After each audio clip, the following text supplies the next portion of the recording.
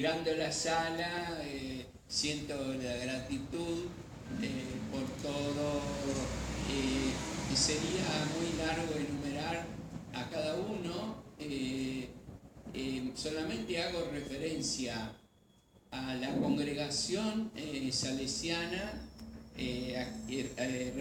digamos, a través de la Carta del Rector Mayor y de la presencia del padre Honorio Caucamán, provincial de los salesianos en esta inspectoría.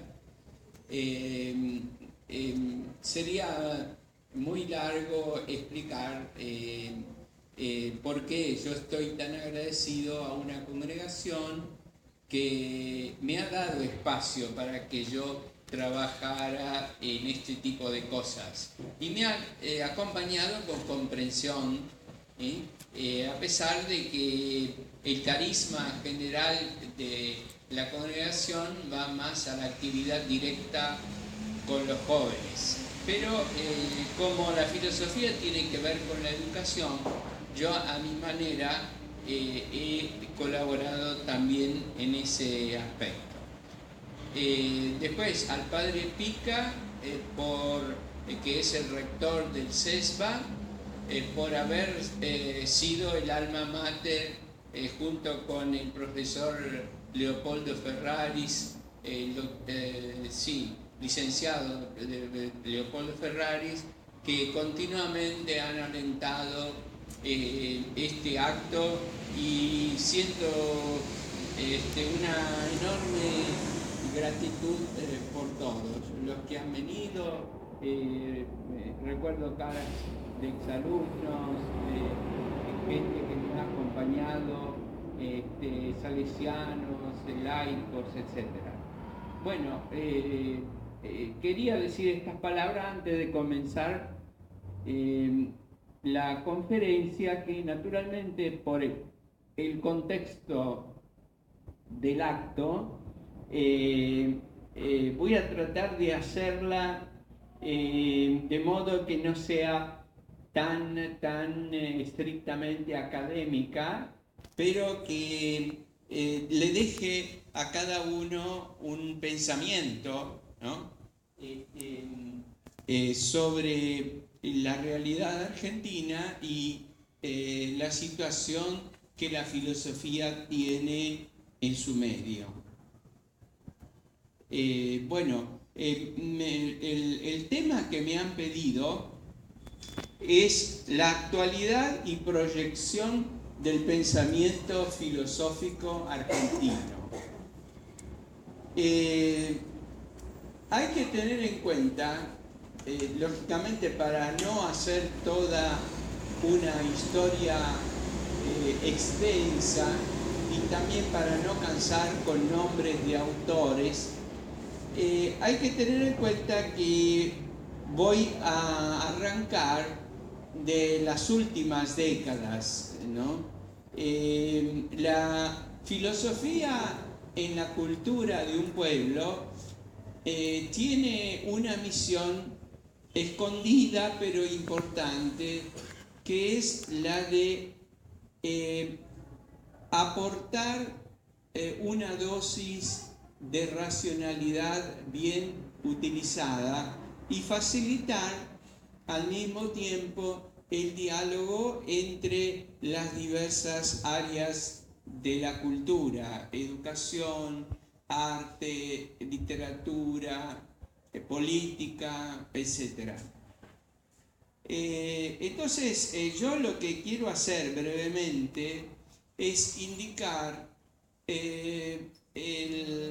qué pasó en las últimas décadas, fundamentalmente, qué problemas hemos heredado de esa situación y qué perspectivas entiendo presentar para la acción futura, qué proyecciones.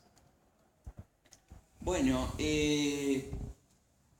vamos a ubicarnos alrededor de 1945, porque yo las fechas en la presentación de la filosofía argentina, las hago coincidir con periodos políticamente y socialmente diferentes, no por un mero capricho, sino porque en nuestras naciones latinoamericanas la historia de la filosofía no se puede hacer narrando un sistema y cómo un autor criticó al anterior y siguió adelante, sino que hay que estudiarla, como dijo la profesora Santiago, en la configuración cultural de cada tiempo, qué produjo, qué desafíos enfrentó. Y entonces voy a resumir lo que pasó en las últimas décadas para después sacar conclusiones sobre la actualidad, porque en la filosofía se ve también un espejo de la realidad social, educativa, política, económica, etcétera, de la Argentina de hoy también, ¿sí? De modo que voy a comenzar con la primera parte, que es resumir las escuelas principales que han entrado en la cultura argentina más o menos desde la época en que comenzó el peronismo hasta el momento de hoy, ¿no? Resumo brevemente diciendo que durante el tiempo anterior prácticamente había dos líneas dominantes que se disputaban un poco el terreno, ¿no? Era, por un lado, en el pensamiento oficial, digamos, era el positivismo, con la importancia dada a la ciencia, con el aporte considerable que hizo también a la escuela pública, a la educación, y por otro lado estaba el pensamiento católico en general, porque la producción escolástica y no escolástica de los católicos es también cuantitativamente igual que la que producían los autores laicos, ¿no? Había una cierta rivalidad entre las dos perspectivas, pero el panorama era relativamente sencillo, digamos, en ese sentido. En cambio, en el siglo XX, con la organización de la UBA, con los viajes que empezaron a hacer becados argentinos, sobre todo a Alemania o a Francia, comenzó un puente cultural más fluido. Y entonces iba gente de acá, estudiaba, muchos fueron alumnos personales de Heidegger, de Husserl, y alguno conoció a Max Scheler, etc. Entonces, al volver acá, comenzaron esas influencias. Las más importantes fueron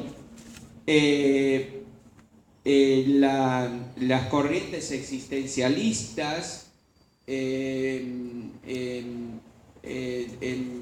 y el autor, digamos, clave cuya gravitación todavía está presente en la Argentina es sin duda alguna Heidegger, pero también durante los años 40 y 50 estuvo de moda Sartre,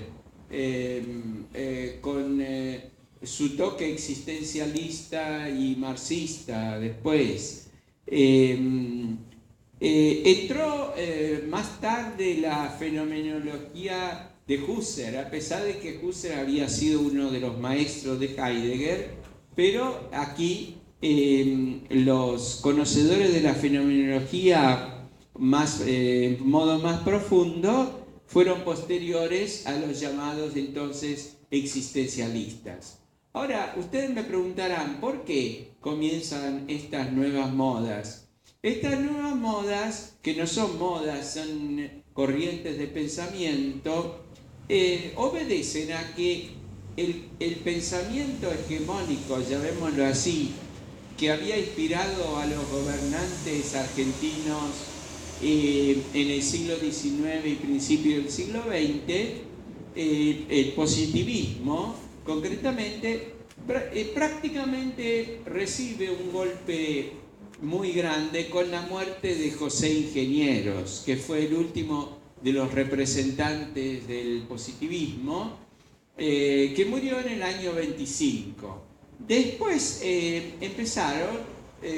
pensamiento laico empezó a sentir la necesidad de encontrar corrientes nuevas, y el éxito que tuvieron las filosofías de la existencia tiene que ver con el temple argentino, digamos, los problemas existenciales reales propios del ser argentino. Bueno, en mis libros eso lo van a encontrar más detallado. Bueno, la fenomenología siguió desarrollos, hay sociedad fenomenológica, hay autores que siguen a Max Scheler, otros a Heidegger, otros a Merleau-Ponty, pero digamos tiene todavía una presencia importante. Por eso los presentadores anteriores han hecho notar que mi intento en la parte teórica ha sido hacer dialogar más el tomismo con la fenomenología, recurriendo a su fundador, Husserl. Bueno, una fecha que indica una cesura, ¿no? un hito, es más o menos del año 1968. Porque en Europa ese año fue el año de las revoluciones juveniles, pasaron muchas cosas en el mundo, estaba la guerra de Vietnam, aquí también hubo cambios políticos importantes, la rebelión de Córdoba contra los gobiernos militares, en fin, empezó una nueva configuración cultural. Y allí se agregaron otras corrientes, ¿no? Hubo desarrollos del neomarxismo, influyente, por ejemplo, el pensamiento de Gramsci, el pensamiento del último Sartre, que se hizo marxista al final. Hay autores argentinos que profesaron esa ideología, y tiene mucho que ver con los acontecimientos de la, digamos, conmoción sociocultural que hubo en todos esos años. Poco después vino una influencia que tiene algo de toque neomarxista, pero es una escuela independiente, que es la llamada Escuela de Frankfurt, de Adorno, Horkheimer, tal vez el autor más conocido, aunque es secundario en la escuela, es Erich Fromm, ¿no? Que se dedicó más a temas psicológicos. Esa escuela, aunque tenía elementos muy críticos a la sociedad de consumo, a la instrumentalización de la propaganda, de la publicidad, de la economía capitalista, etcétera, etcétera, sin embargo tenía facetas que lo hacían tomar distancia del marxismo propiamente dicho, pero dejaron una huella muy grande aquí en el país, y una parte de la influencia de la Escuela de Frankfurt estuvo presente también en campo cristiano, ¿no? Por motivos que no es el caso de explicar hoy. Otros movimientos recientes es la influencia que los norteamericanos, un poco críticamente, por no decir despectivamente, llaman la French Theory, la teoría francesa, que era el grupo de profesores que en las vacaciones recibían invitaciones para ir a Estados Unidos. Y ahí causaron una gran conmoción. Por ejemplo, Foucault, Deleuze, Derrida, conmovieron mucho a la juventud norteamericana, lo mismo que algunos de la escuela de Frankfurt, como Marcuse, de modo que provocó algunos libros famosos de esa época, más o menos de los años 80, de autores muy molestos con esta introducción postmoderna. Por ejemplo, Bloom escribió su famoso libro The Closing of American Mind, ¿no? El término, el acabose de la mentalidad americana, ¿no? Por todas estas influencias que después fueron decantando y actualmente ya no son muy fuertes en el norte. Pero aquí sí tiene estos autores postmodernos que acabo de nombrar, son muy estudiados. Si ustedes van a las librerías van a encontrar sus obras. Tal vez el más influyente haya sido Michel Foucault, que es el autor que está detrás de las teorías del derecho que, son contrarias a penas severas o a castigos a los delincuentes, etcétera, las cárceles, etcétera. Hizo todos estudios sobre cómo evitar las penas graves tanto a los enfermos mentales como a los fuera de la ley, digamos así, ¿no? Y ustedes saben que no hay ningún misterio que esto está un poco en el ambiente. Bueno, el último